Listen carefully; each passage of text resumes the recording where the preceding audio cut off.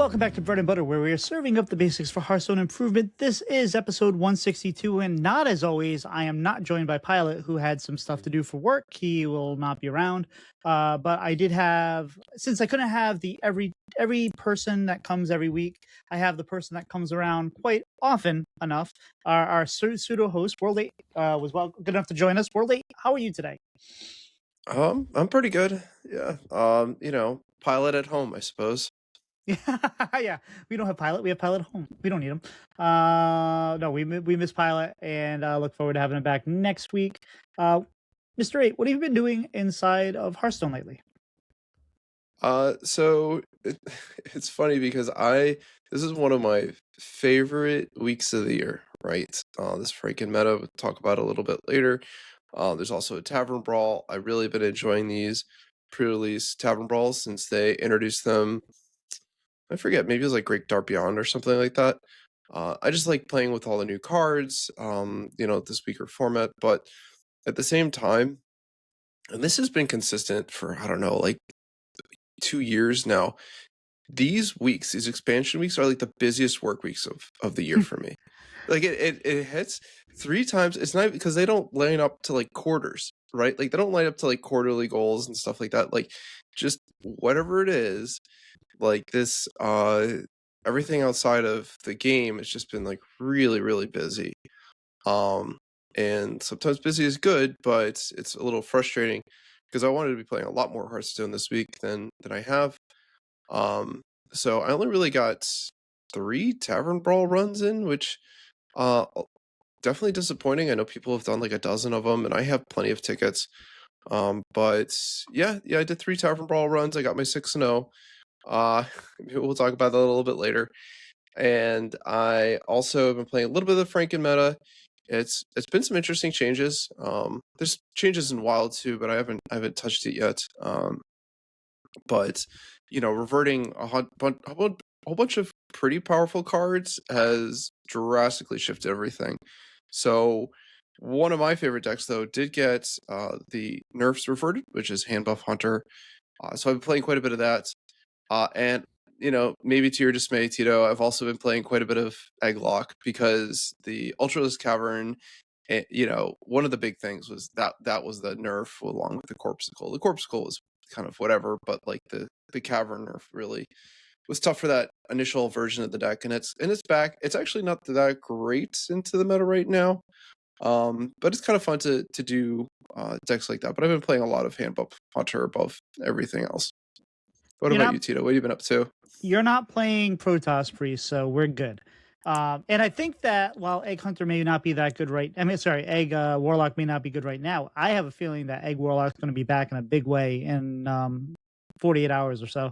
And I don't know how I feel about that, but it's fine. It's as long as we'll see how it goes. We're not making any judgments right now. We're just very excited for the new thing. So last week, I don't know if I mentioned this on the show or not, but I went into Standard and I'm like, well, maybe I should get a few games in because I'm probably not going to play a whole lot. And my first game, I came across it was Tech Card Mage, and they had Dirty Rats, and they had Steam Cleaners, and they had Vipers, and they had, you name the tech card, it was there. And it was just such a miserable game. And I'm just like, I don't want to, it kind of just soured the meta for me. Like, I am tired of this meta. I am ready for it to go away. I am looking forward to the new meta. So I had zero interest in getting into the Franken meta. I know it's like one of your favorite times, but I'm just like, I don't want to see Elise. I don't want to see Ziliax. I don't want to see, any of that. So I was just like, you know what? Good riddance, go. I'm going to play the Brawl. So I played the Brawl, and I thought I was going to really kind of try everything in the Brawl, but I played one game of Warrior, or maybe 2 games of Warrior, which was fun. I got locked in on Token Hunter. On Token Druid, and I really love that deck. That Druid is going to be really, really good, I think. I know it's kind of a derivative of the one you had given Megasa that she ran me over with in the theory crafting. I've added my own little spin on it, I think. But it was a lot of fun. I had 10 wins in a row with it, but I had 2 5-1 runs because my 10 wins were between a loss, 5 wins, 5 wins, and a loss. And I was getting frustrated because I hadn't got my 6-0, but I did get my 6-0 today. We got a 6-0 with another run of Druid. And outside of the Druid and the Warrior, I played maybe 2 or 3 games of what I'm calling Card Paladin because I don't really have an idea of what that deck is going to look like yet. But we played mostly low to the ground, kind of try to get some reborns and divine shields and the repeat effects and all that. And to middling success. And then tonight I'm like, all right, we're gonna try it one more time. I was 5-0, and then I ended up 5-3. We ran into pizza, we ran into a couple other things, and we just couldn't get over the edge there. But it was still fun, it was still good, and I'm looking forward to that. I'm not sure how good it's going to be, but I'm looking forward to that. But Mr. 8, I know you said you've been working a lot. What else have you been doing outside of this game of Hearthstone? Uh, yeah, I mean, it's been busy with a few things. One of the things is that I signed up to be an assistant coach for my son's lacrosse team. Ooh. So that started to come into like kind of full swing. You know, being an assistant coach is pretty low stakes. You show up and you help out generally, but I don't like to just show up, right? I want to be involved. So I did I took my son to like a lacrosse clinic, and they also was teaching coaches, and so that's been keeping me pretty busy, along with other stuff with the boys. And we are also getting ready for a trip out west. So we live on the East Coast, but we have a whole bunch of friends in California. So we're going to do like a little mini tour out there. We're going to go to LA. We know a lot of the touristy things are touristy, but for the boys, they'll be brand new for them. Then we're going to like Joshua Tree, and we're also going to do Legoland Ooh, before we nice. head back. So yeah, kind of quick trip, less than a week. But we're going to get some stuff done, and we're looking forward to that. What about you, Tito? What have you been up to? A couple weeks ago, I was driving and a car veered into my lane. I had to make an adjustment for it, and bam, the my driver's side rear view mirror got nailed by a construction sign, and so I didn't have one for a couple weeks, and that was kind of a pain in the ass. But replaced that today. Got one from the dump. Got the right, not the dump, but the scrapyard. Got the right color. It looks slightly different. Like I think it may be in like a 2019 instead of the 2018. But everything, whenever you do these things, it always goes problematic. There's always something that goes wrong. So we did that this week. I did with my friend Justin, and that went swimmingly. Took 10 minutes. We had to take the entire door panel off, but it's still everything went good. Yay, fantastic. Aside from that, I went to see a Steely Dan cover band last night. Now I'm 50. I'm an old guy, but I was probably one of the youngest persons there by like 15 years. And I understand Steely Dan is a 70s band, so it's going to probably attract more of an older crowd. But I've loved Steely Dan since I was a kid. I've seen them. I've never seen Steely Dan, but I've seen a couple Steely Dan cover bands. It was a really, really good show. It was a lot of fun. So that was a lot of fun. Outside of that, really not much else. Just I am looking forward to spring. I am done with winter. It's starting to get a little warmer, and then it gets cold again. And it's supposed to rain a ton tomorrow. Hopefully, get rid of most of the snow. Moving on. Spring is like a week away. I can't wait. But WorldEight, did you catch any of the Masters Tour qualifiers this weekend? No, I didn't, and I really wanted to. It's just a really weird thing for these players to go into the tournament with only a few days worth of knowledge of what the meta might look like, what these decks matchups going to look like. But yeah, it was pretty busy. Yesterday was first lacrosse game for my son, so that was like a chunk of the day. And then today we actually were hosting a brunch for my wife's birthday, or my wife's friend's birthday party. And in addition to that, she had some friends that were out of town, so it ended up being this big to do with I don't know, 40 people at our house for this brunch. So it kept us busy for most of the day, and I'll probably go back and review the videos. I kept like a small eye in it from like the HS Guru, and it was pretty cool. Like I was but I did fall out of I wasn't able to follow along, which is I wanted to because I thought that, the meta was pretty interesting. There's some pretty cool decks that have come out of this last week. But no, I unfortunately wasn't able to catch much. For you? I caught a little bit of it, and I actually love the fact that they only had 3 days to work on this. And I know that's probably super stressful for them and whatnot, but I love when it's like, okay, it's not the same deck you've been playing for the last like 3 months. It's like you have to kind of like, what am I going to bring? Things have changed. I think it's interesting. I know it's probably not fair to the opponent, the competitors, but at the same point, as a viewer, I love seeing this stuff. And we saw some wacky decks. I didn't catch a ton of it, but I did see like a couple warrior mirrors, which is what it is. And they had Quasar Rogue, and I saw a couple really good games of Copy Druid, Owl Druid, and stuff like that. So it kind of is nice to see a lot of these decks come back as a last hurrah. I know I'm tired of them, but the fact that I wasn't playing against them and it was just they were out there and see it was good. We saw some starships back again. I heard people talking about Zerg. It was like, okay, we're back to this kind of stuff. What's going on? But it's gone now. Like, okay, it's done. Tomorrow's the last day. Obviously, you can play a little bit on Tuesday, but tomorrow's the last day of all this stuff, and we get new decks. I can't wait. I'm excited. But the one thing I thought was interesting was there was a lot of names. I only recognized a couple of the names that made it through. So, there were 4 qualifiers for each reason. I don't believe in spoilers for esports. It happens. This is not like if you miss a Celtic game, the news isn't going to be like, "Hey, spoilers! The Celtics won." So I believe in the same kind of thing. So, but feel free to skip ahead a minute if you want. But for the APAC, Vision, GYU, Quan Wu, and Brain Piece won. In EU, it was Maverick, Nick Drake. I saw some of his games. Method 4S and Murray. And in America, we have Lucas Emenask, Jikik, Nature, and Grimaldi. Normally, it's harder to pronounce the APAC names, but I think it's harder to pronounce the American names this time around. I don't recognize anybody outside of like GYU and Nick. Really, I don't think so. It's nice to see a lot of new names, Albert. What do you think? Like, do you think a lot of new names are good for the game, or do you think that it's better to have kind of a mix of new names and old names? What are your thoughts on that? So we also have to remember that a number of these the players that we would recognize as names don't they have other ways to get to the Masters Tour, points, things like that. And a tournament like a Swiss tournament can be very unforgiving, right? Even if you're a terrific player, you can lose 2 matches and then you're out of it. It's a long day.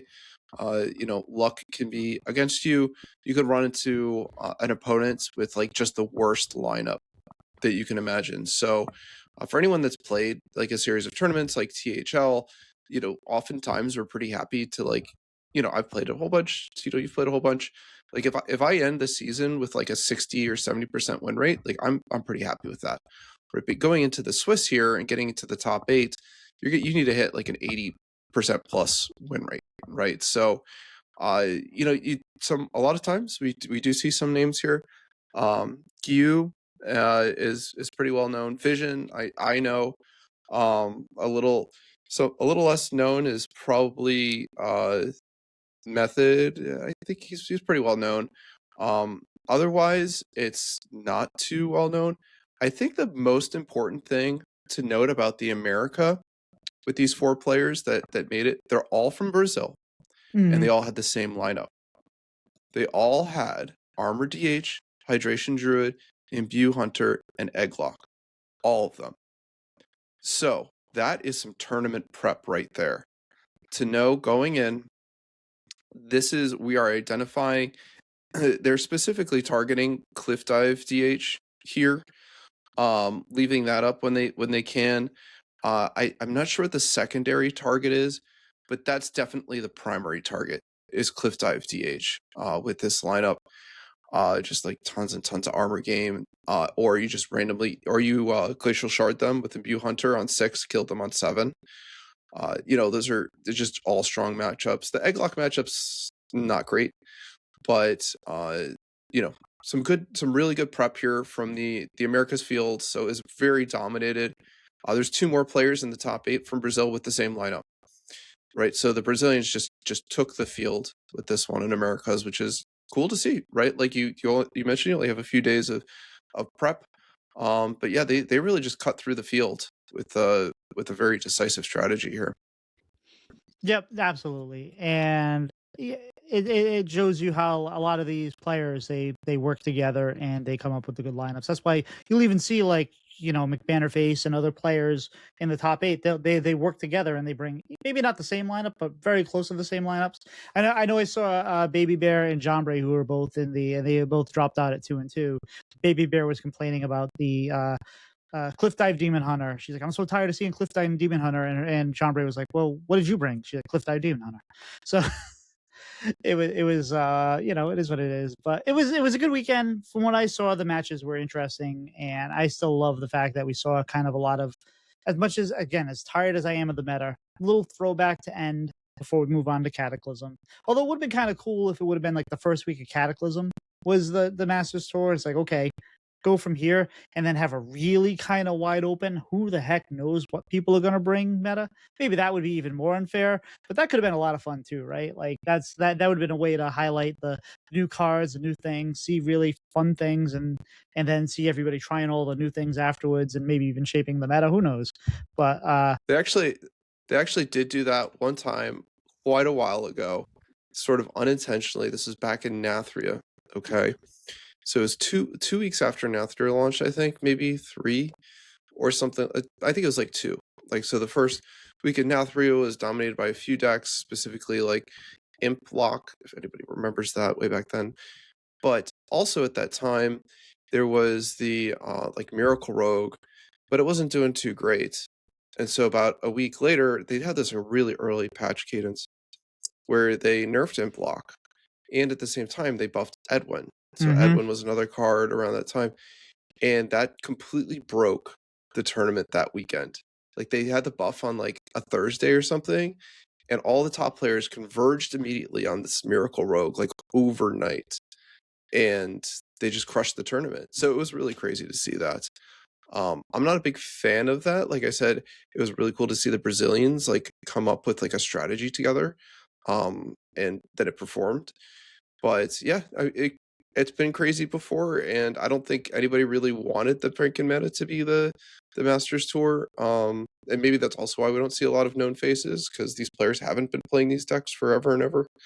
But yeah, I think it's awesome that they just keep rolling through it. Really excited to see an early Worlds this year with BlizzCon.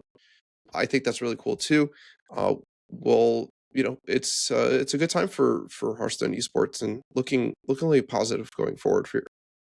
But what wouldn't you like to see? If I'd rather instead of seeing the Franken meta, I would have rather seen week 1 or week 2 of Cataclysm, and just like it would have been, who knows what we're bringing, right? And it's like we don't have enough data to really get anything. It's just what's good. Yeah.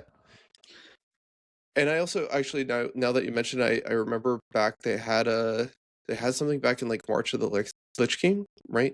It was like 3 weeks in or something, and they were and like Death Knight was popular but bad.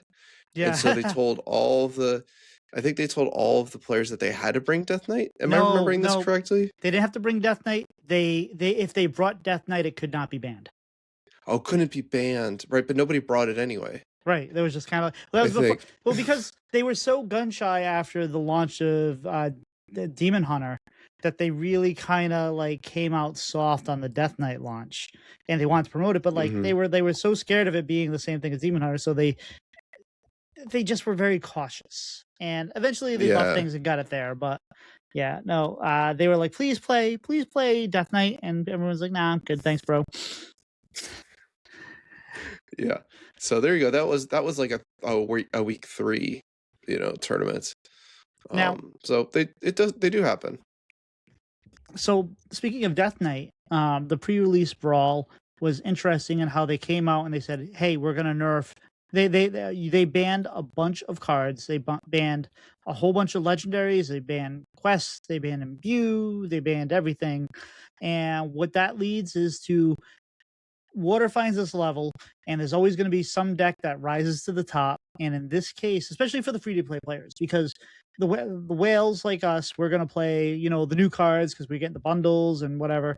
But the players that are just trying to grind out cards, they find the best deck that they can with little to no new cards and play it. And this time it was Frost DK.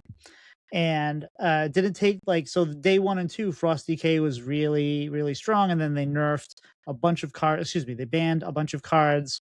And we don't have to go through the whole list, but they banned a bunch of cards to kind of obsolete that deck and 1 or 2 others, which then led to the rise of Rogue for another day. But then I think it kind of balanced out. I feel like over the last few days, it felt very balanced. I didn't really feel like I saw, there were some decks I didn't see a lot of, but I didn't really feel like I was seeing the same thing over and over again.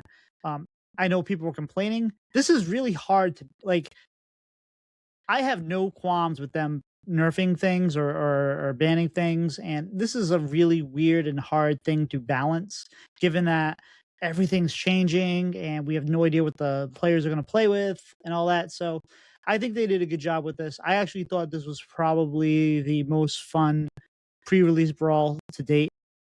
Everything, it was a good mix of things. We weren't seeing a lot of the old cards. I don't know. I liked it. What'd you think, WorldEight? Well, like I said, I only got 3 runs in. What was my first run? I was playing. I opened up some good stuff for Dragon Hunter actually, and I was like, all right, sure, yeah, cool. I got the Magma. I got a pair of the do face dragon guys, right? Forget their name. I was like, this is cool. Like, this seems like a powerful archetype. And I got like 3 wins. I just got run over by Death Knight, right? Like, that was a good deck. And, going 3 and 3, maybe you can guess how many times I was on the coin. It's a number bigger than 2, and it's smaller than 4.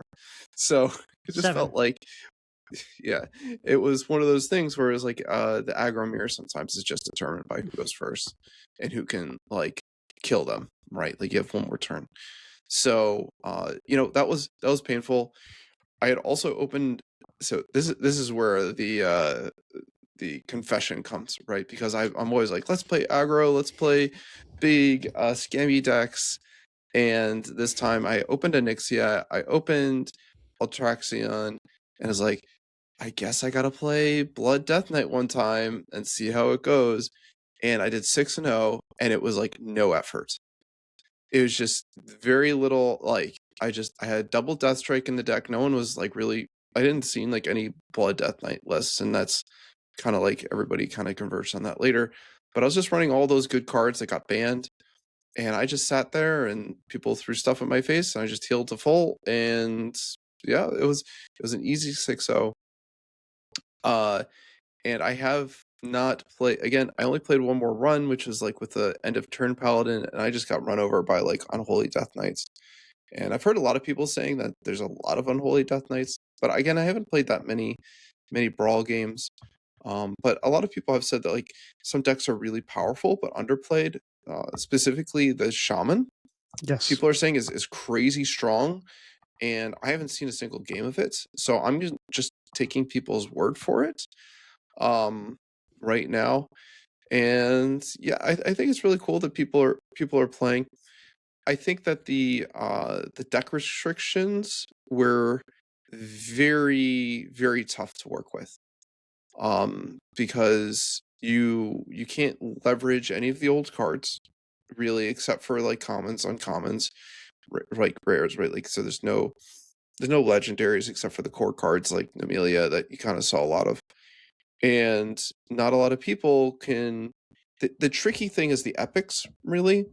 If you don't open a legendary, you're like, this is really frustrating. Like, I didn't get the colossal that I needed for my herald. But you also might not open the epics. Like, even if you open Queen Ajara for Demon Hunter, one of the best herald cards is an epic. So really tough to kind of build that deck. I was of the opinion that I think they're getting to a really good format here. And by giving everybody Deathwing, I think they're really close to another good idea. I would like to see, this is my whole speculation, I would like to, they have these like loner decks, right? For new players, they're like, you can play with this for a little bit. At the end of it, you can buy it or don't. I think they should do something like that for the Brawl. like package together your Herald Death Knight. Like sell a little like you can play that in the Brawl. It's not fully, it doesn't have everything in it, or like the warrior. Like you really want to play with Rag. Like here's your deck. It's got Rag, it's got Deathwing. Go nuts. It might seem a little samey, but it would definitely, like, if you give players the list and said you can borrow this for now, they're gonna play it, right? A lot of people don't want to be deck builders. They want to take something and tweak it a little bit, to put their favorite cards in. People would play all these other decks too, I think, like Harold Shimon, and they wouldn't be playing so much of these old, no new card decks. I think you'd see a lot more diversity in the format if they promoted the new cards even more by doing something like what they did with Deathwing. That's what I think would be a pretty cool idea. No idea. Like, I don't think they would ever do that unless they were listening to Bread and Butter podcast, which would be pretty cool. Some but do. yeah, some do. So maybe we'll see that. Yeah. So I think it's great that they're trying to highlight the new cards, but it's really tricky if you're only working with like the few. Maybe a lot of people didn't. If they don't buy the Mega Bundle, they have not much to work with, if anything at all. Hi, Nick. Hi, Lana. What I would like to see is actually, what if we did it a little differently? What if you got to pick a class and you got all the cards for the expansion for the class, or maybe That's you got cool too. Or all the cards for the expansion for that week, and then instead of having the bundles end on that Tuesday, extend them a week, because then maybe people are playing with all these cards during the Tavern Brawl, get some packs and all that, but they're like, oh, I really want to get, maybe that's incentive for them to buy those bundles, because that's the whole thing is, right? We want to incentivize you, which is weird because they don't let you buy they don't let you buy packs, which they want you to buy the bundles. But it would be interesting if they found a way to, like, oh yeah, keep whatever, and then when you run out of the week and you're like, oh, I want to play with Sinestra again, I don't have her, maybe I should just buy that bundle or whatever. I mean, it's tough with Dust too, because who knows, but there could probably be a way that they could give you something, and they're already giving us all the other sets, or two of the other sets anyway. So I don't know. It's easy for us to Monday morning quarterback this, and because we're not in charge of financing, we're not in charge of the marketing, we're not in charge of, like, we don't know what they're saying. Like, hey, you have to try to sell this many or this many, because people got to remember, you may be a free to play player. This is a business. They're there to make money. We're forward with that. But yeah, I don't know. There could definitely be something that they could do with it. I don't know if it would be good to give them pre-made decks like you were saying, because then if one's too, I guess if one's too good, they could just tweak it or whatever and say, hey, you took the warrior, but by the way, or you could play with one of any of these decks, but like, hey, this was too strong, so we're going to take out Tortola and put in whatever. There were a lot of options there. But I think they did really. What did you think of the nerfs that came in as quickly as they did? Did you think they did a pretty good job there? So I didn't mind the nerfs. They actually did this before with View Paladin too, if you kind of remember that. So they came in, they acted swiftly. They said, we've identified something that's a problem. I kind of respected that. I thought, some of them were good, some of them were bad, like questionable. Like, I'm like, okay, Remnant of Rage, yeah, that's seems like a pretty powerful card. But then I'm like, Chillfall and Baron, really? We're nerfing that guy? Well, we're not seeing the data, so they may have seen that, hey, Chillfor and Baron was had a 75% drawn win rate or something like that. So they might have had data that says, yeah, maybe we should scale this back a little bit. Okay, but I don't. So I looked at that and I was like, that seems weird. And then to leave the triple rune cards alone also seemed odd. Like, I was like, I think Grave Strength's gonna like just take over this format, and hey, what do you know? You see a whole bunch of Grave Strength right now. I only lost one game to Grave Strength. Like, so everyone had their own little pocket meta. I almost never saw it.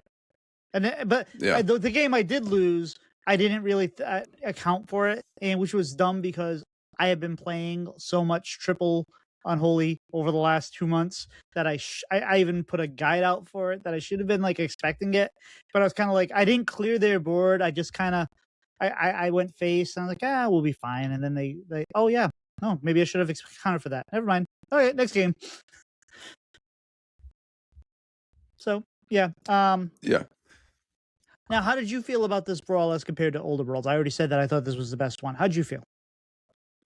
Well, like I said, I thought they did a really interesting thing this time with even more restriction on it. And yeah, I think it's a cool brawl. But this is probably one of the brawls I've played the least, and that's not a reflection on the brawl. That's just a personal time management thing. Yep, stupid job, getting in the stupid way of stupid things. They want you to work to get your paycheck. What the hell is that about? Um, Yeah. so looking at what you saw from, I mean, again, you've only played 3 runs, but you have your ear to the ground in the VS Discord and the Conquency Discord and Bread and Butter Discord, wherever. Do you have any thoughts on early nerf predictions, like first round of nerfs? Anything you think is coming, or is it too early to tell? Oh, it's too early to tell. These brawl decks don't always translate into what might be viable in the meta. We are going to be picking up, like, a lot of people are like, okay, last year was not that strong. But there are a lot of things that were just like right below the surface that might be really good. At one point, Imbue Druid was like really strong. Nobody played it, but it was very good. And we might be seeing a bunch of decks like that. Um, like we kind of know going in that like Dragon Warrior is probably going to be really good. It only got really one nerf. And the deck that's one card out of 15 that the deck's running, so it's also likely to be pretty good. And so all these other decks that the brawl doesn't have are kind of like, you must be this tall to ride the ride. Like I've said that a few times before. So we've seen some cards highlighted in the brawl, but the power level is a little difficult to judge. I don't know. Was there anything that stuck out to you? Yes, yes. The Druid 1 mana card, the one that when you Oh, the play Cub. the Cub, I think the Cub's going to get nerfed. Like, not emergency nerfed, but I think it's going to be in the first round. That card is so good, and yeah, that was pretty much the only one that I was particularly worried about coming forward, because I love it. I'm enjoying it. I hope they don't change it because I've been playing a ton of it, but that one felt like it was a little overdue. Well, I've been looking. I like good one drops. I haven't played it. Looking forward to it. Maybe I'll try it for a run before here and the release. But I'll probably be playing a whole bunch of that once the actual expansion comes out, because I love that sort of deck. I'm a big That, token druid enthusiast. so I took you, like I said, I took the list that you gave Bagesa, I think, and I took a couple. Obviously, the whole thing going to be there, but I added the 4 mana card that is it. If you spend 8 mana while holding it, it summons the 2/3/3 drakes. Oh, the dragon. Yeah, the dragon. Yeah. That card is, believe it or not, bonkers in the aggro deck, because you have it in your hand, you're doing other things, and then, hey, you know what? Let me protect my other stuff with these 2 extra taunts, and let me throw a Wicker Fang behind it and whatnot. It felt so good. And again, who knows what'll happen in the actual the meta, but the things that really kind of gave it a problem were Brawl, Corpse Explosion. Guess what? They're gone. They're gone. Bye bye. See ya. So I don't know. I think I might be a Druid main for a little while. We'll see how it goes. That's cool. I mean, one of the other one of the other cards I thought was really strong against these token decks was specifically Hostile Invader. Like Mhm. that was the card like that I was like, oh, and even more so than Brawl. I'm not sure why, but they would go Hostile Invader, Safety Goggles. I'm like, this game is over. Like it is just turned the corner so hard, because they also have that death rattle attached to it as well. So even if you're like, I've got another wave, and they're like, nope, I'm just gonna do 2 damage AoE again. And so yeah, there's a lot less AoE. So these token decks do have a lot more potential to get out of control. And I think that what you're saying about the taunts is very underrated in an aggressive deck. Hiding your attack stuff behind a taunt. It's kind of silly. It's almost like how we treat it in MMOs, right? Like you have your DPS, you have your tank's sitting there taking all the hits, and the DPS goes nuts, right? Like this is not that different. We're like, I'm gonna make big fat taunts, and I'm gonna go face, and I'm gonna win this race. I think the other MVP, and I don't know if they're gonna. I don't think it needs to be nerfed, but that's really really strong. Is the O2 egg that every turn it ticks up your whelp inside of it +1/+1, because that gets out of hand real quick. It becomes a problem, and you have to deal with it. And otherwise, you just get this issue of, hey, yeah, I have to kill it. 'Cause especially once you buff it and you start attacking with it, then they have to deal with it. Then another minion drops out of it. It feels really really good. It's like the Tank Engineer, challenge, right? Like you were doing that with Tank Engineer. You're like, all right, deal with my buffed up Tank Engineer because I'm still gonna get something really good out of it if you do. Yeah, I had a brief moment where that was awesome. Like no one was playing that deck, and I was playing. I even played the one, I forget the legendary, but like when you kill it, it summons a card. It draws a card of each one you've played that game. So I was playing that out, and I was getting all my buff spells and dropping them back on. And it actually, yeah, I had a. I don't want to say it was a meta breaker, but it was definitely I was winning with it, and it was kind of surprising. The other card I thought that was really really good. I don't think it's going to get nerfed, but the 6 mana at the end of your turn, deal 2 damage to all enemies. You drop that with the aura behind it, and that's 4 damage. And that really kind of handled kind of any aggro that was coming your way, and it felt really good. So I don't know. I think the only one I really think is going to get nerfed is Cub. I'm sure there's going to be other things that we see, but I can't see Cub making it through that first round without having some kind of adjustment because it's just too good. So I didn't play any of the Franken meta because, as we talked about, I am done with this current meta. I never want to see. I say this. I've said this many times. I love the design of Ziliax. I think they probably went too into it. I think that each module maybe should only had one keyword. That could have been good. But I love the space that they went to it. I am ready to see it go. I've been ready to see it go for a while now. I'm happy it's gone. But like I had zero desire to hop back in the meta and run into things. And I guess I was a little tempted to maybe play some Starship DK again or whatever like that. But I was like, no, we have the brawl. I'm having a blast in the brawl. I'm good. But Franken meta, when I think Franken meta, I think WorldEight. I honestly like that's like the first thing I think of is World. What is WorldEight doing? So WorldEight, what were you doing in the Franken meta? I was doing some greatest hits. Like I mentioned before, there's some very notable cards that got reverted. That the decks basically just got deleted. Hand Buff Hunter was a deck that I did really well with. And then it ate the reserve spot nerf, and then the deck was dead.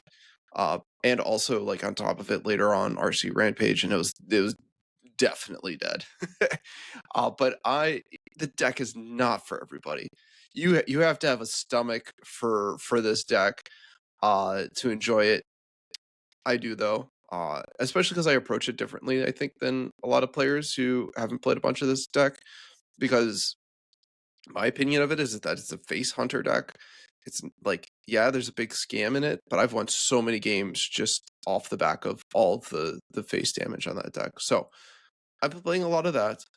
I also mentioned that the Egglock, the old build with the Ultra's Caverns, very good. Doesn't perform that great because there are some other things that got reverted. The Zerg package, specifically spawning pools revert, is a big deal. Along with the Seaside Giant. So we have 2 decks that came back, which is the Zerg Discover Hunter. Not doing as much burn here, doing a lot more plays with getting giants down, Hydralisk swings. You're seeing a much more aggressive Discover Hunter, more like even more so than like seeing the sisters and just bouncing the sisters. This is way more proactive. And then the other one that came out of it was Location Warlock, which was a deck we were running quite a while back. And it also suffered terribly from the Ultralisk Cavern nerf. It's a very good deck. It's kind of a classic. If you haven't seen it, for whatever reason, it's a summon a bunch of 8/8s on the board. Your opponent deals with maybe 2 of them, and then you finish them off with a bunch of face damage from Corpsicle and Horizon's Edge.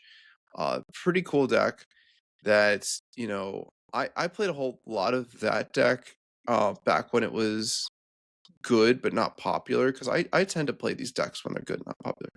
The big boogeyman of the Franken meta, though, is Cliff Dive Demon Hunter. Because Cliff Dive Demon Hunter was already a pretty darn good deck, like before the revert to Cliff Dive. I was playing a bunch of that deck, 2 weeks ago or something like that. It's kind of chill. It was like you do some damage, then turn 7, you probably get them almost dead, and then turn 8, you get them dead. Well, now with 6 mana Cliff Dive, they die a turn earlier, and that's really hard to deal with. Most decks can't deal with that huge. It's just so much damage. It is so much damage coming down, and it's very consistent, and it is probably the most popular and best deck on ladder. This is one of those tier S situations. And no real adjustment other than just like the Cliff Dive guts, to 6. There's some other cool stuff that kind of came out of it. I thought there was going to be more of an impact with Oracle Revert. And there have been decks that came out of it. You see the Miracle Rogue came back a bit. But another cool deck that kind of arose out of it is a Spell Damage Shaman, which uses the reverted Molten Magma, plus things like Lava Flow, which does damage 3 times. So you can do a lot of damage with this deck. Like the Lava Flow itself, I think does, like, in some cases 20 plus damage, right? If you get it set up with zappers and stuff like that. So that's another cool deck. But yeah, there's a lot going on. I saw maybe one Elise over the course of like 30 games. I have not seen a Power Twin Ziliax yet, because the format just got fast. The Elise nerf mattered, and everything sped up by 2 turns. You took a look at the meta tab under HS Guru. It not only has the win rate, the popularity, but it also has an average turn. And we were seeing turns like 10, 9, 10-ish. And you look at this list now and it's 7. The meta sped up incredibly, and you could feel it when you play. And I like that. I think it's a cool power level to be at. It reminds me of Stormwind. Like you're racing to turn 7. I love that. A lot of adrenaline for me. The the Demon Hunter, the Cliff Dive Demon Hunter, was always really good. It has always been really good. But it had a very low play rate up until this last week, and everyone's kind of coming back because it's even better than it was before. Tier 1, if people are tired of it, they won't even play it. But Tier S, they will play it because they're trying to get as many wins as possible. I had zero desire to play the Franken-meta, like I said before. It's like normally I'm very positive, but I just had zero desire to see anything that might come back. I wanted to see the new stuff, and I get kind of spoiled because once you do the theory crafting and you play with the new cards, it becomes so much more difficult to want to go back and be punched in the face by Ziliax or whatever it might be. So I get that. I get that wasn't happening as much because the format sped up. But at the same point, I'm just like, I'd rather do the brawl. The brawl is fun.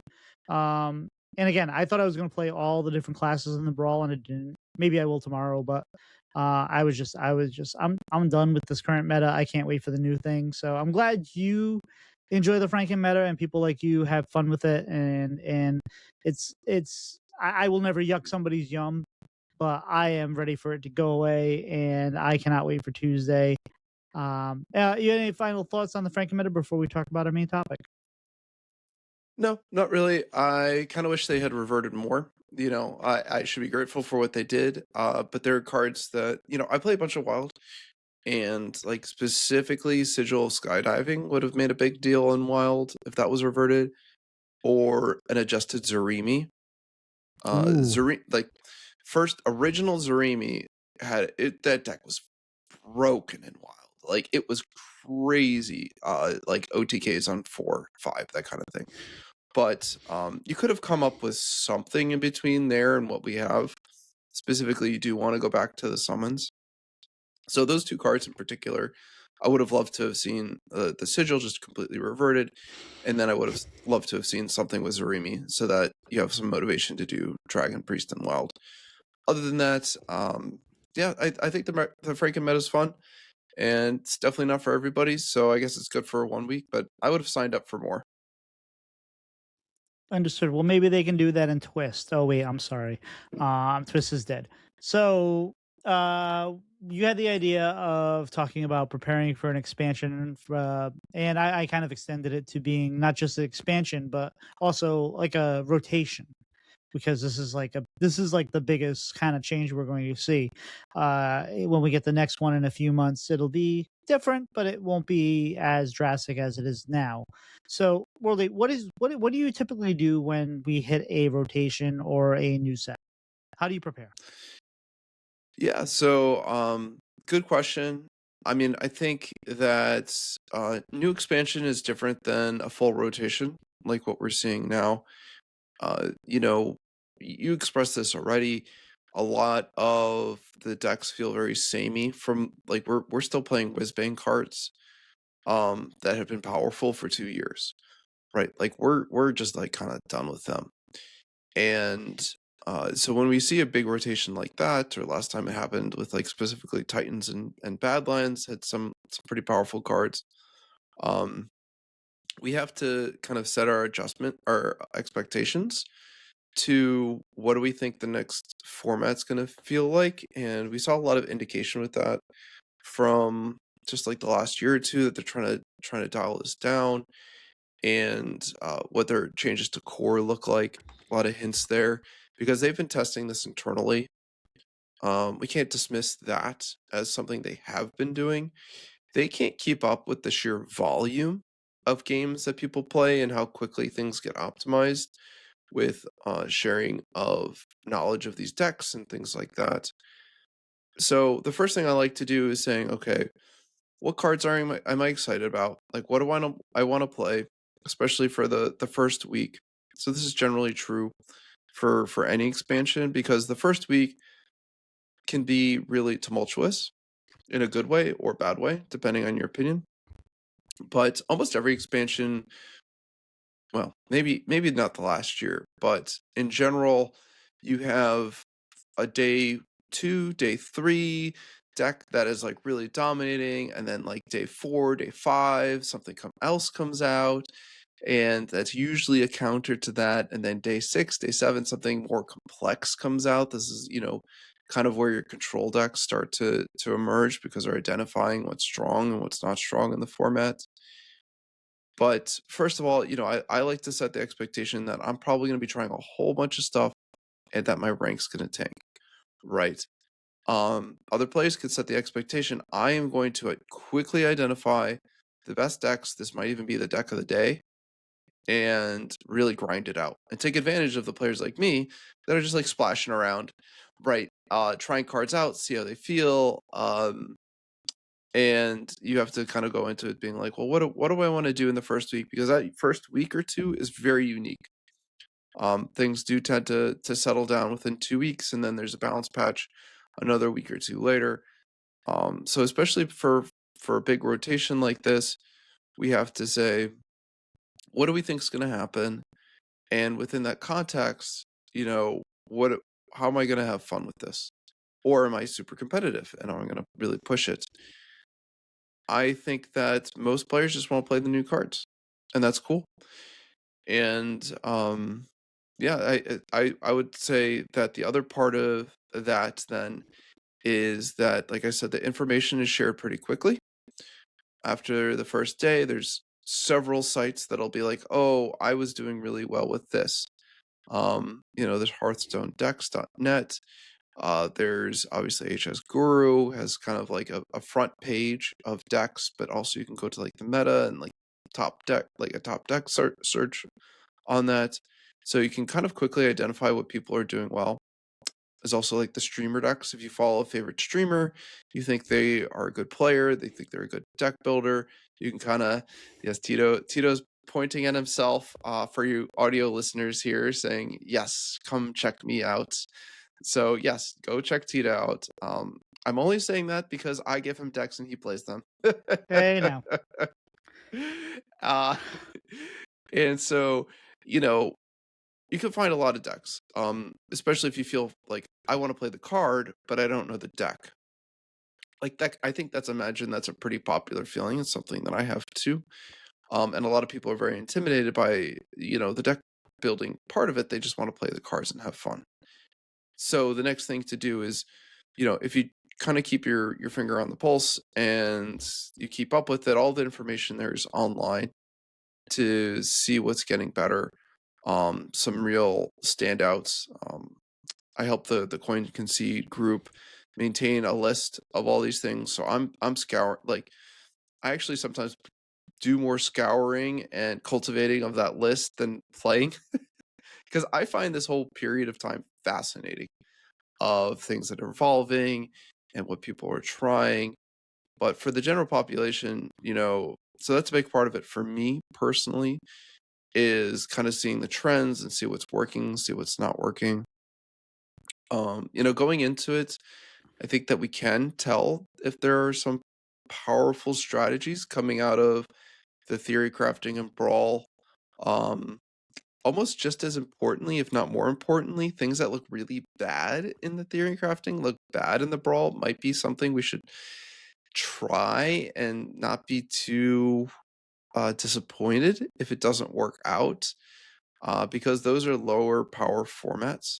So if they don't shine there, they probably don't have a good chance. But I'll focus on the cards I want to build, the decks I want to build. It's great to be able to like kind of theory craft on my own independently. I have probably like 2 or 3 decks that I'm like what I would call like day one decks, maybe day 2 or 3 because my work and such. But that's all. They're all lined up, and the first few days are the best time for them to shine. So, I mean, that's probably similar to a lot of players. I want to play the cards. I want to try the things. If it works, doesn't work, like this is a brand new thing. It's gonna feel very fresh. The whole thing is it's gonna take about a week or two. It does settle, but that first 10 to 14 days, just a lot of chaos, and I love living in that chaos. And normally what happens is we get into a new meta, a new rotation, and there's enough of a deck, an aggro deck that can farm pretty much anything, and that kind of usually over day one really kind of overruns things. And I think the only deck that exists right now that is really carrying forward is Dragon Warrior. And I think that can be beaten by a lot of the stuff that it's a good deck, but I think it's not going to be like the dominant thing that overruns everything. Maybe I'm wrong. So I'm not as afraid of that as I usually am. And it does come down. So WorldEight said, "Hey, I'm going to play a lot of decks. I know my rank's going to suffer," and that's something that you have to come to grips with. Do you want to find the best deck and play and work on your rank? That's fine. Like it'll become probably very relevant. It will find out very quickly in the first few hours what the most powerful deck is in that very beginning, because once it takes hold, people will see the streamers post about it and then they will latch onto it, and then it'll get like a 30% play rate and you'll see it all over the place. That just kind of happens. Do not panic when you start losing to the same deck over and over again, because that's only going to last until Tic Tac comes out and makes his control priest that deals with it, and everyone's playing that, and then WorldEight comes out with the drum druid, and everyone's beating that and whatnot. So there is an ebb and flow to all this. I will say, for me, I haven't hit legend yet. I haven't really been playing standard. I don't want to miss hitting legend, so I'm kind of conflicted. What am I going to do? But I also I'm in a really weird spot right now because I'm trying to make content now and I want to make good content. So I don't know what the hell I'm going to do with the beginning of an expansion this time around. Like, do I just kind of try to make the best decks? Do I try to make off meta decks? I have no idea. We're going to kind of see what happens and go with it. And maybe it'll work, maybe it won't. Last expansion, when it rotated, we not rotated, but when we had the new expansion come in, WorldEight, like he mentioned that he, Wicked Good, Magesa, they put together a list of streamer decks that are happening out there. So let's say Donkey comes up with a list that's really good, or at least decently played. They will copy it and they will say, "Hey, Donkey played this," and kind of like, "Hey." So with that, there were several decks last year because I took the day off, or I took half a day off, or whatever. That like was like first streamer to play this Tito Santana and all that. And it wasn't all WorldEight giving me decks, although I do like to play his deck. It was like some things that I was like, let's try this. And it felt really good to kind of like be involved in that. I'm not a deck builder. I sometimes like I like too many bad cards to be a deck builder. I try to make the bad cards work. So, eh, but it felt really good to be kind of like part of the conversation and to hear like on a podcast like Tito Cantana came up with this. I kind of really refined Burn Warrior a few months ago, and even like Clark Hellscream was like, oh hey, I found this, Tito was playing this and we changed it a little bit and all that, and it feels really good to kind of be involved in those conversations. But like you have to kind of really decide, am I going to try everything? If I do, great, you're gonna have a lot of fun. But when you lose games, it's going to feel bad. Are you going to be okay with that? Like, because if the answer is no, then be ready for that. If the answer is yes, then have fun with new decks. Otherwise, then just try to find the best deck and play with it. That's up to you.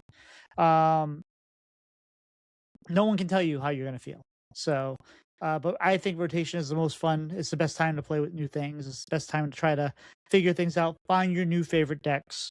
And then a lot of times what you play in that first week becomes kind of like your favorite deck for the next few years. Even if you're not necessarily playing it the whole time, you're always going to have that kind of nostalgia. Oh, remember when we were playing the all whatever Paladin or the this or that, the other. So just keep that in mind. And be comfortable. Just again, and don't panic. I think that's the biggest thing. When a deck becomes super, people do this all the time. Oh, Hearthstone's ruined. Death Knight is all over the place, and we're never gonna get Death Knight. Demon Hunter, Paladin, whatever. It's going to change. Whatever deck is super powerful on day 1 or day 2 will be countered by day 3, and that deck will be countered by day 4 because people will start saying, "Well, okay, how do we beat that?" And instead of just, I'm a big believer of don't bring me problems, bring me solutions. People are going to say, okay, well, this is hard, this is bad, this seems to be dominating. There's got to be a weakness to it. Let's figure that out. And most of the time it is, and if there isn't, then that gets nerfed. As far as one thing that you think about is when there's rotation, what do you dust? And how for free to play players, if you don't play wild, dust everything, whatever. Like if you're never going to play wild, just dust whatever. If you are dusting, if you do need dust, but you do want to occasionally play wild, my suggestion would be to do a search for all 3 of the sets that are rotating and look for your golden cards and dust those. Because unless you're really, really concerned about having, if you're a free to play player, the golden cards really shouldn't matter to you because you just want the cards that are functional. And those are good. Those are pretty much 1-to-1. You dust it and you can craft another. You dust a rare, you craft a rare. You dust a epic, you can craft an epic. So I recommend going through and dusting the ones that you don't want as far as golden values. And if there's something you're like, oh, maybe I'll still want to try to play this in wild, don't nerf it or don't dust it. There's also going to be a lot of events that happen, and watch some streamers because there's lots of drops and stuff happening. So there's good ways to get new cards. Play the brawls. They throw things at us right now. So make sure you do that. And if you are willing to spend, I think it's like $20, the Tavern Pass is actually really a good value. You get a lot of stuff off the paid Tavern Pass, and I think it's worth it. WorldEight, I know you're a wild player, and you're also probably a little bit of a whale like me, so I'm assuming you don't dust all that much. Oh, I dust every golden I get. Like no matter even mid-season, I dust all the Goldens. Yeah. I actually don't like Goldens. So it's a funny thing. If that's what I have, it's what I have. But I actually generally prefer the plain vanilla. I do like signatures. I don't dust signatures. I dusted I dusted some, who is it? I forget. I dusted some legendary from like festivals, and it was this beautiful art. Useless legendary, I forget what it was. It better not be I was like, Mimron. no, I got Minron and I didn't dust that. That's a good one. But anyway, like I was just like, oh, I really shouldn't have dusted it. I needed the dust, right? Like, but it was a shame. But I dust all the golden cards. Going into, I used to dust everything that was rotating into wild. My dust collection is at kind of like a comfortable level where I don't do that quite as much. But you can definitely, I think, just generally, you can safely dust all the legendaries and epics from your collection. It's very unusual for the legendaries actually to make a big impact. It's actually more likely that the non-legendary cards make a big impact, because if you even glance at wild, you'll know what legendaries are making a big impact. But wild is really full of just like high synergy decks.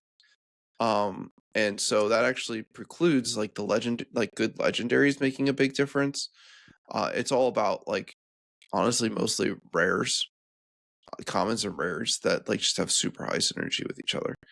So in terms of dust collection, I would say probably safely dust your legendaries and epics. Epics just because they're still worth a chunk of change. But don't feel like you have to go through and dust every common and rare. Like I think it's not worth the time effort unless you're really tight on dust. Yep, I agree.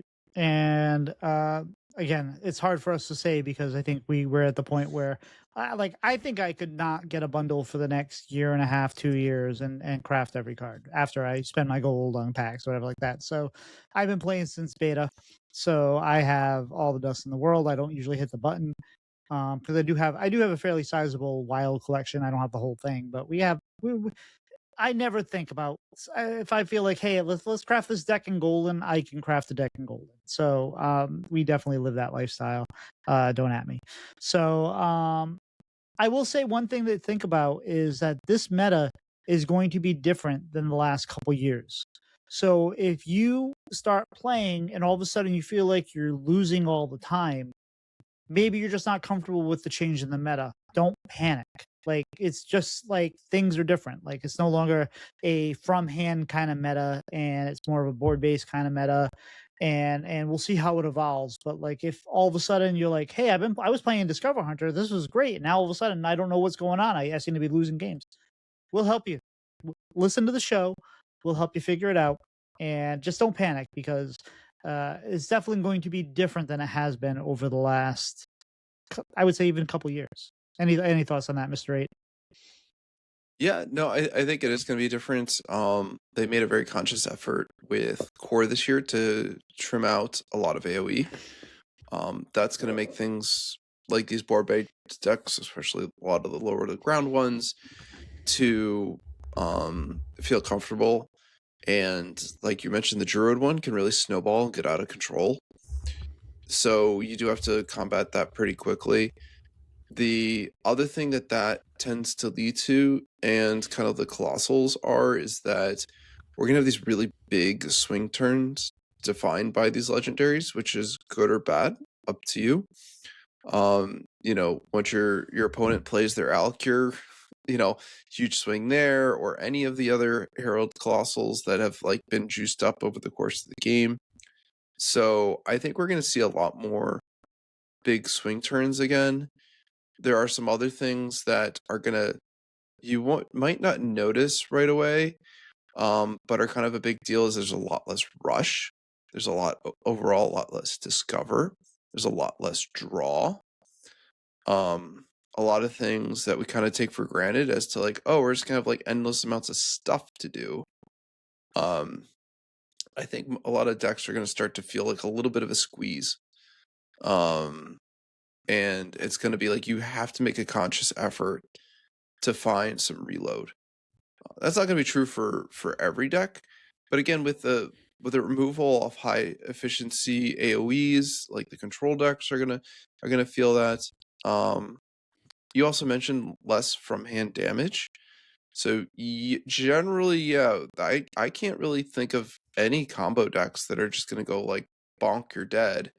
Mage. There's maybe there's mage, but there's not too many, right? And mage has a very questionable survival package to get to that point. So it's I think we're just going to see a lot less combo in general, and that's also appropriate because that was kind of, you would play combo to beat control, and control is probably going to look a lot different. It's going to be a lot more like what we see with Death Knight in the, well, not the Franken meta, but right before that, it was like Death Knight only had like Corpse Explosion, and that was kind of it, and it was still considered a control deck. So very much like I'm going to win by having better cards on the board than you, and I'm not in a big hurry. So I think we're going to see control decks like that going into the next meta, where they can't rely on, oh, we've got all this stuff, I'm just going to like 10 armor brawl. Who cares?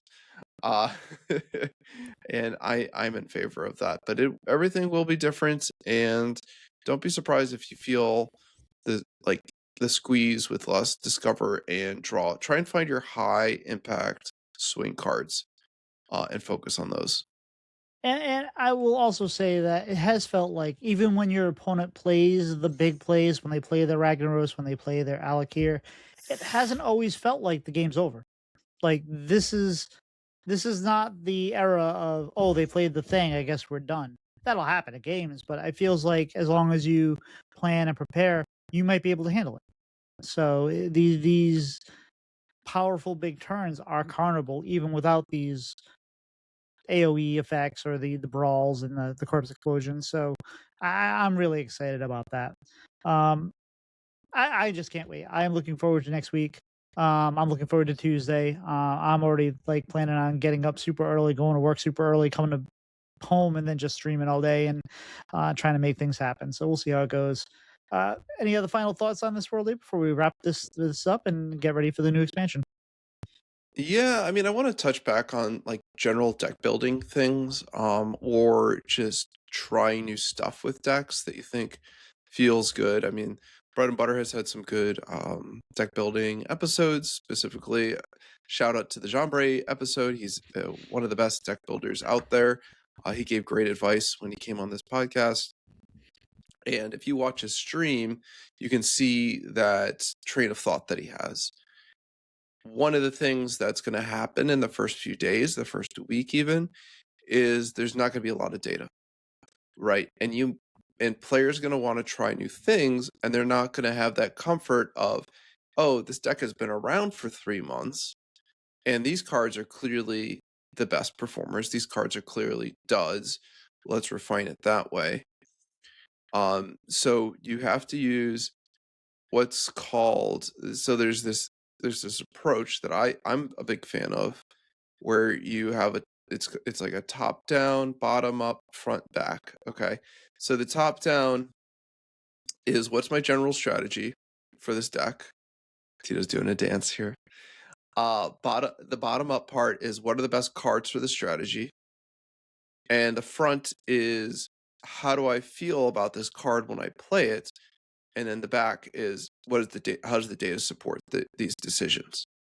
So going into it, we have to do our best guess with what's a good strategy. Look at the card pool. The card pool is pretty small in a 4-set meta, which is a good or bad thing. The challenge there, the good part is that like you might just be like filling out most of the deck. Like I've got 26 of the cards that fit the strategy. The problem is like, okay, maybe I've got 20 cards that fit the strategy. What do I do? I have to fill out the rest. And so we'll toss cards in. We'll toss cards in that are a little bit experimental. Pylet's mentioned this on the show a few times, specifically that he'll probably put in like half a dozen cards, like one-ofs, just to see how they feel. When he's trying his different decks out, and I think that's a great approach. play the card, see how it feels, because we're not going to have the data to support a lot of these decisions unless something really takes off, right? Then you can look at the data and say, over thousands or tens of thousands of games, we can identify these powerful cards. Even with a sample of 200 games, the sample size is too small. And most players, if they play a lot of Hearthstone, even, they're not going to get 25 games with the deck over a day. That's a lot of games. I know some people do it, but like you really need a sample size of like 100 or 200 to have any like kind of high confidence in a data number. And you're much more likely to play 10 games and be like, well, this card stinks. Every time I drew it, I never played it. That's a cut. And just keep that in mind, with also the perspective of like, what's the general strategy and what are my other choices for this. Um, Definitely consider just putting high synergy packages in decks that, like, this doesn't feel like it makes a lot of sense, but we need to, sometimes you need like the load bearing cards or load bearing strategies. Going into the current thing, it's like, do I have enough dragons to justify Slither Drake? Maybe it's not really appropriate for my strategy, but we'll put it in. Just a good card. And sometimes you have to fill out with just the good cards. But don't be discouraged if you're trying a new strategy. Think about your options and experiment. And I would say that, let's say you have a deck that you have an idea for, and it loses to whatever the deck of the day is, and it's like everyone's playing shaman, and I lose to the shaman all the time, and I see 80% shaman. Then that doesn't mean your deck's bad. That means just put it to the side and wait till shaman gets countered and it's not being played as much, and then reintroduce it and see how it goes. Like, don't just because you lose to the deck of the day doesn't necessarily mean that it's a bad deck.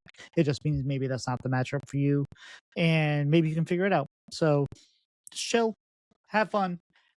We want to hear, like, so let us know if there are decks that you are creating or that you want to create, whether or not they are good or not. And if you message WorldEight and you say on Discord and you say, Mr. 8, I am trying to always say Mr. 8, by the way. Mr. 8, I'm trying to make this work and I'm having problems against this, or this is something he will. So I've sent decks to him and I've been like, like it's been this. I'm like, I'm winning with this deck. I'm at like 70% win rate with this deck, and he sends me a new deck that's like completely like different with the same thing. I'm like, no, you've completely lost the heart of the deck. He's like, oh yeah, you're right, and then he'll give me a new one, and he'll say, change out this card for this card. No, he's good advice, and he is very willing to talk about decks. So either reach out to him in like the Coin Can See Discord, the Vicious Syndicate Discord, or just right on Discord directly to him. He'll definitely at least look at what you're doing, and maybe we can make it so busy that he's like, I don't have time for everybody. So we'll see. So Worldly, I have our question of the week for you this week. What deck or card are you most excited to play this expansion? That's a good question. I think in terms of decks, I kind of have right off the gate, I've got this like Egglock Animancer deck that I'm like really pumped about. You're gonna hate me, but like the deck looks gross. Mm-hmm. And it's one of the decks that people are just like, this looked really good in theory crafting. Mm-hmm. So I'm unabashed Egglock enjoyer, but it's not really anything new. In terms of new things, I haven't played much of the Herald Shaman in the Brawl, but people are saying they had a lot of fun with that. I'm also really looking forward to the Demon Hunter set. The Demon Hunter set looks like a lot of fun, and I like hitting my opponent's face with my face, and that's what their Herald does. So that looks good to me too. But yeah, I mean that's probably the thing that I'm most excited to try is Demon Hunter. But I do feel like I've got a very strong list going into day one. And I know that I'm going to play a whole bunch of token druid too. But I expect to see bunch of that early on because it seems like a pretty straightforward deck to build and powerful at the same time. What about you, Tito? If I built a deck for it and it's been doing, and I've won with it, and I probably had like maybe a 70-80% win rate with it. I'm going to say that it's pretty strong because if I can make it work, anyone can make it work. Yeah, I'm looking forward to the Paladin stuff for sure. The egg lock worries me because not only was egg already a pain in the butt before one was good, but now it's also stealing your stuff and eating your stuff on top of making eggs.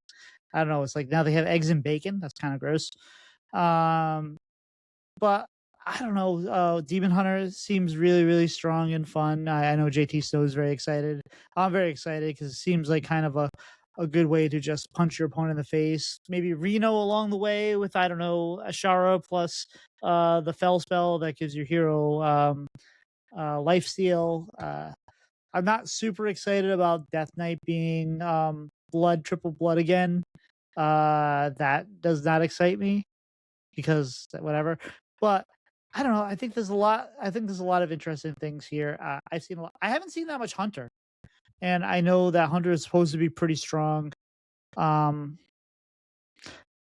excited for the Token Druid early on. I'm excited to see the. I'm not necessarily super excited to play more Aura Paladin, but I really like the whole concept of the end of turn Paladin, and maybe even some kind of a buff Paladin where you're maybe not necessarily going full in on the end of turn stuff, but you're buffing the guy that gives you the dragon that it summons on top of the thing and a hand buffs.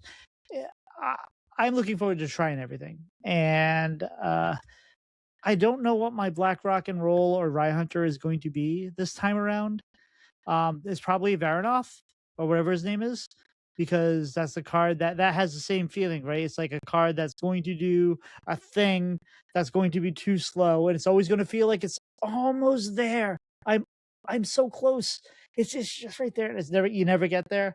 But I will play the heck out of that card because I think there's potential there, and it's not, and it's going to make me sad, but I'm going to try it anyway.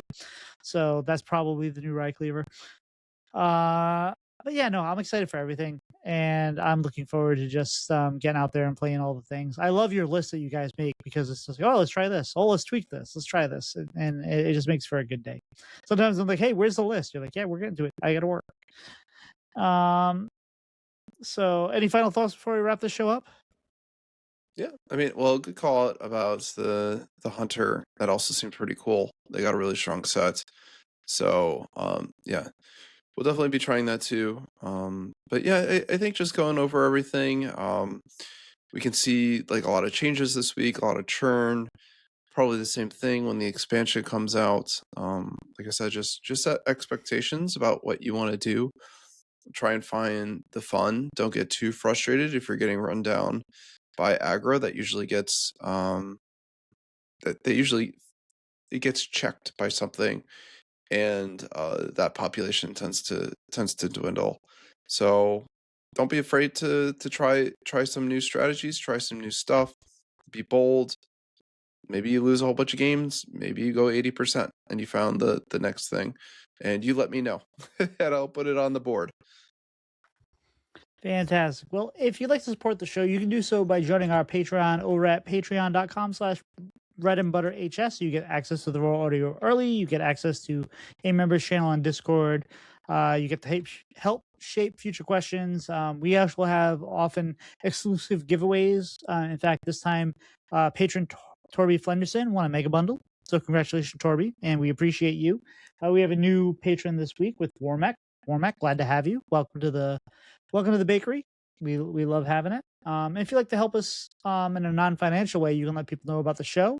Let us know how we're doing. Give us a 5-star review. Again, we run an obelisk scheme here. We don't expect you to tell 2 people. Just tell one person that you like the show, and they should listen because that helps us. And you can also find Bread and Butter on YouTube. Bread and Butter is at BreadAndButterHS. And we usually post the VOD of the show and some clips and whatnot. So love to have you follow us there. WorldEight, where can people find you on social media if they want to get some deck advice or send you some decks?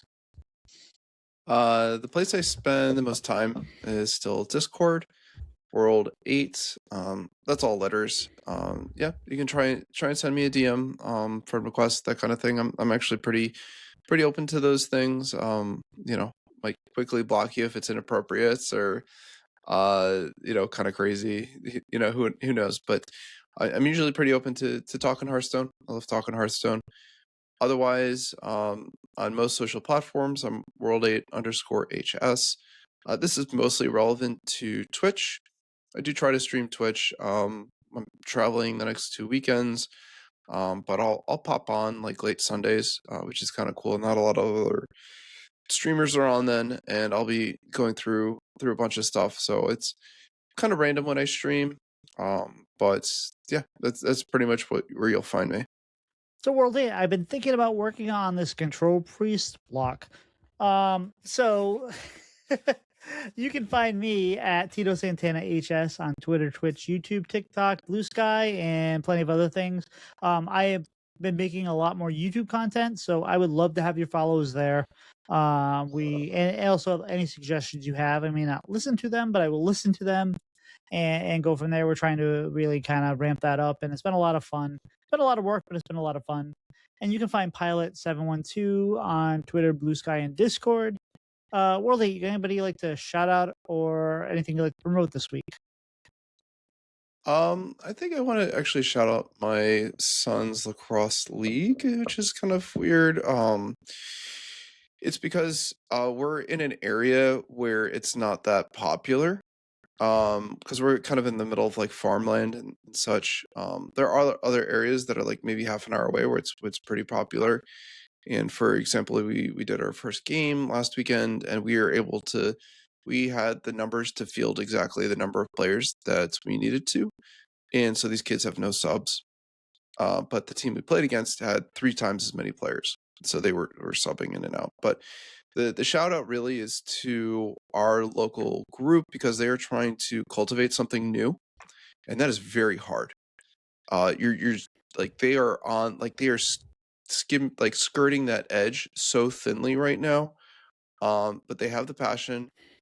They want to see kids succeed and find fun, and I think that's an awesome goal to have, and to be putting just a lot of effort into trying to grow something new for the whole community. So kind of a shout out to the local sports program there. Even though I'm not typically a big sports guy, I have full belief that athletic leagues can be really really good for our kids.